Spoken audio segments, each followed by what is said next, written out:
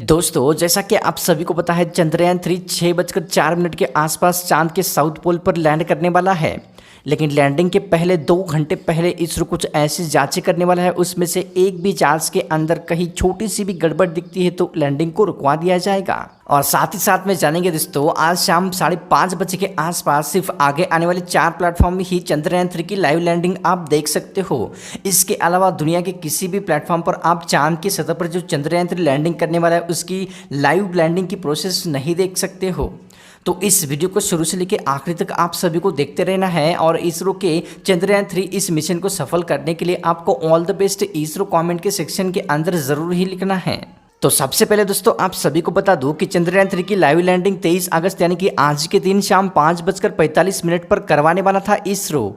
लेकिन किसी कारण की वजह से इसको 6:04 पर लैंडिंग करवाने वाला है इसरो। दोस्तों, हमारा इसरो चंद्रयान 3 के ठीक लैंडिंग के 2 घंटे पहले सारी चीज़ों की जांच करने वाला है। जैसे कि चंद्रयान 3 का जो लैंडर है उसके अंदर कहीं पर भी थोड़ी सी भी गड़बड़ दिखाई देती हो, इसकी लैंडिंग को रोक दिया जाएगा। और साथ ही साथ में अगर प्रज्ञान रोवर के अंदर भी कोई प्रॉब्लम दिखाई देती है लैंडिंग से पहले, तो तब भी चंद्रयान 3 की लैंडिंग को रोक दिया जाएगा।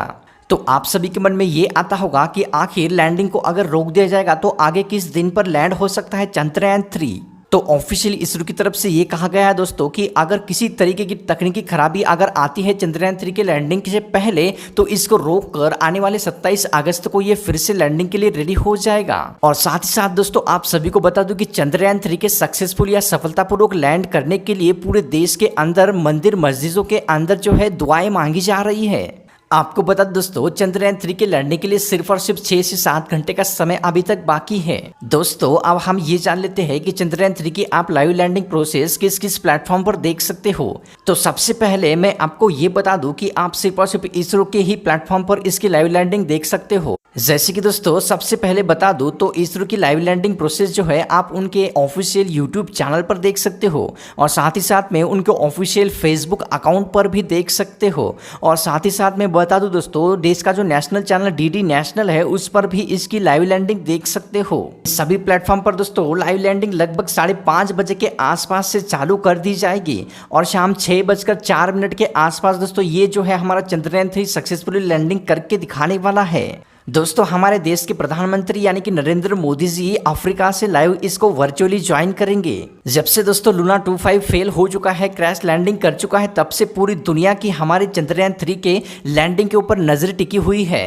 पूरी दुनिया के नागरिक बस यही सोच रहे हैं कि आखिर किस तरीके से भारत का चंद्रयान 3 उस जगह पर लैंडिंग करेगा जहां पर आज तक किसी देश का मिशन गया भी नहीं है। दोस्तों, चंद्रयान 3 जहां पर उतरने वाला यानी कि साउथ पोल पर जहां जिस जगह पर उतरने वाला है उस जगह पर आने वाले 5 से 6 घंटे के बाद दिन होने वाला है। इसरो के वैज्ञानिकों के लिए और पूरे हिंदुस्तानियों के लिए आने वाले कुछ पल या कुछ घंटे हद से ज्यादा महत्वपूर्ण हैं। क्योंकि दोस्तों, जिस दिन का इंतजार पिछले 42 दिन से ना कि हिंदुस्तानी पूरी दुनिया के नागरिक कर रहे थे, वो दिन आज आ चुका है।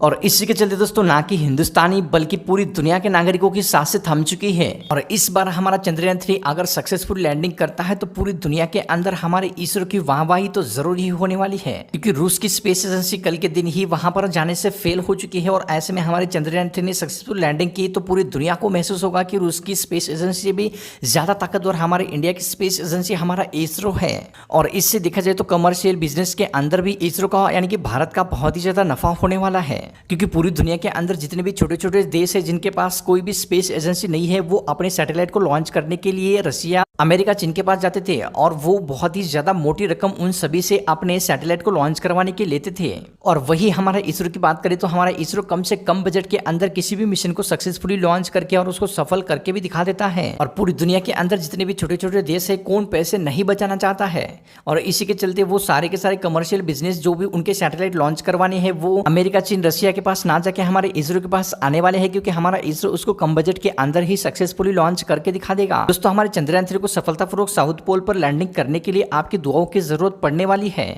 और इसी के चलते दोस्तों आपको वीडियो के अंदर ऑल द बेस्ट इसरो, जय हिंद इस तरीके की कमेंट तो जरूर ही करने चाहिए। और इस वीडियो को छोड़ने से पहले तो आपको एक लाइक और चैनल को सब्सक्राइब तो जरूर ही कर लेनी चाहिए। दोस्तों, हमारे इसरो की तरफ से कल रात के 1:45 बजे के आसपास चंद्रयान 3 की दूसरी बार डी बूस्टिंग की गई है। पहली बार डीबूस्टिंग के अंदर चंद्रयान 3 के 2 इंजन को हमारे इसरो की तरफ से फायर किया गया था और दूसरी बार डीबूस्टिंग के अंदर हमारे इसरो ने जो चारों इंजन चंद्रयान 3 के अंदर लगे थे उन सभी को फायर किया गया था। दोस्तों डीबूस्टिंग का मतलब यही होता है कि उसकी जो स्पीड है वो धीरे धीरे करके कम होती जाती है। अभी हमारे चंद्रयान 3 की बात करें तो चंद्रयान 3 अभी चांद की सतह से सिर्फ और सिर्फ पास की बात करें तो 25 किलोमीटर के आसपास ये घूम रहा है और वही दूर की बात करें तो 125 किलोमीटर तक ये चांद की सतह से दूर जा सकता है। दोस्तों हमारे चंद्रयान 3 को बस अब एक कमांड की जरूरत है, वो अभी इसी वक्त चाहे तो चांद की सतह पर सक्सेसफुली लैंडिंग भी कर सकता है, लेकिन ये कंप्लीटली उस पर डिपेंड करता है जब चांद के ऊपर लैंडिंग करने के लिए हमारे इसरो के वैज्ञानिक उसको कमांड देंगे। इसरो के वैज्ञानिक तो यही देख रहे हैं कि अब चांद की सतह पर दिन कब होने वाला है और इसी के चलते 23 अगस्त के दिन को चांद की सतह पर लैंडिंग करने के लिए हमारे इसरो ने चंद्रयान 3 को चुना है, क्योंकि उस दिन जो है चांद की उस सतह पर जहां पर हमारा चंद्रयान 3 यानी कि दक्षिण पोल पर उतर रहा है तो वहां पर आने वाले 23 अगस्त के दिन वहां पर दिन होने वाला है और इसी के चलते हमारा इसरो अभी 2-3 दिन तक इसको इसी तरीके से चांद की सतह पर महज 25 किलोमीटर की ऑर्बिट में घुमाते रहेगा ताकि वहां पर दिन होने की वेट कर सके। जैसे ही दिन होगा दोस्तों शाम के 5:45 के आसपास 23 अगस्त के दिन साउथ पोल पर हमारे चंद्रयान 3 को सक्सेसफुली लैंड करवाया जाएगा।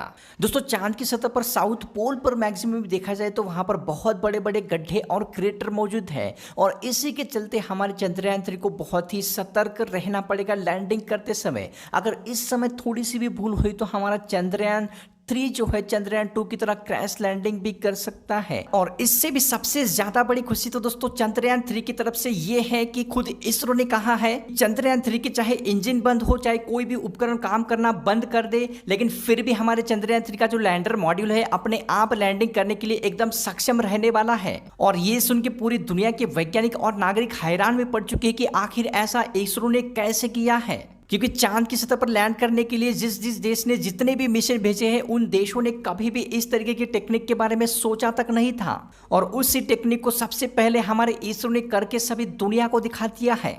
और इसी के चलते सबसे पहले तो हमें इसरो पर सबसे बड़ा गर्व होना चाहिए। दोस्तों इसरो के लिए इस वीडियो को अभी के अभी एक तो लाइक जरूर ही कर दीजिए। पूरी दुनिया के वैज्ञानिक और नागरिक यही कहते हैं कि चांद की सतह पर दक्षिण ध्रुव पर स्पेशली देखा जाए तो चांद के सतह पर पानी की मौजूदगी 110% हो सकती है और इसके चलते हमारा इसरो वहां पर हमारे चंद्रयान 3 को लॉन्च या लैंडिंग करने वाला है। हमारे इसरो की 3 साल की कड़ी मेहनत अब रंग लाने वाली है, क्योंकि चंद्रयान 3 इस बार कैसे भी करके सॉफ्ट लैंडिंग कर ही जाएगा। 551 करोड़ के अंदर बनकर रेडी हो चुका हमारा चंद्रयान 3 मिशन अब सफलता की मुट्ठी को अपने हाथों में जकड़ने वाला है, क्योंकि अभी तक इसरो के पास जितने भी मुश्किल पड़ाव थे हमारे चंद्रयान 3 ने हमारे इसरो की वजह से सक्सेसफुली पार कर दिए हैं।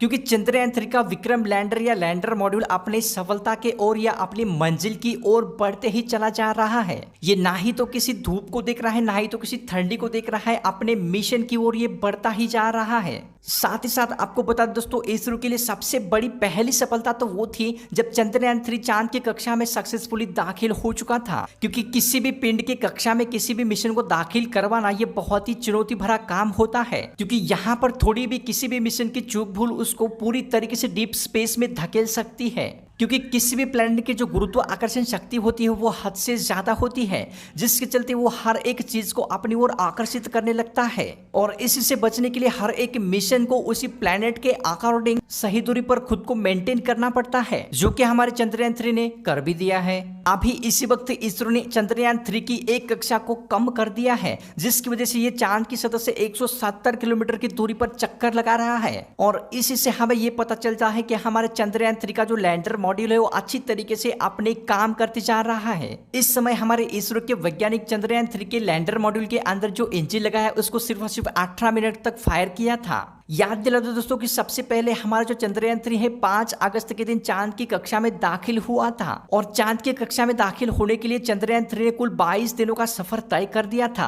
कि हमारे इसरो के वैज्ञानिकों ने बड़े ही शातिर तरीके से इस मिशन को कम से कम पैसों के अंदर सक्सेसफुल करके दिखाया है। क्योंकि अगर हम सीधे ही चांद की सतह पर चंद्रयान 3 को भेजना चाहते थे तो इसके लिए हाई क्वालिटी का रॉकेट लगता था, जो कि रशिया ने अपने लूना 25 मिशन को लगाया है। पर किसी भी मिशन को कम बजट के अंदर सक्सेसफुली करके दिखाना पूरी दुनिया के वैज्ञानिक हमारे इसरो से सीखे। कम बजट के अंदर वो सब कुछ करना किसी दूसरे स्पेस एजेंसी के बस की बात तो बिल्कुल भी नहीं है।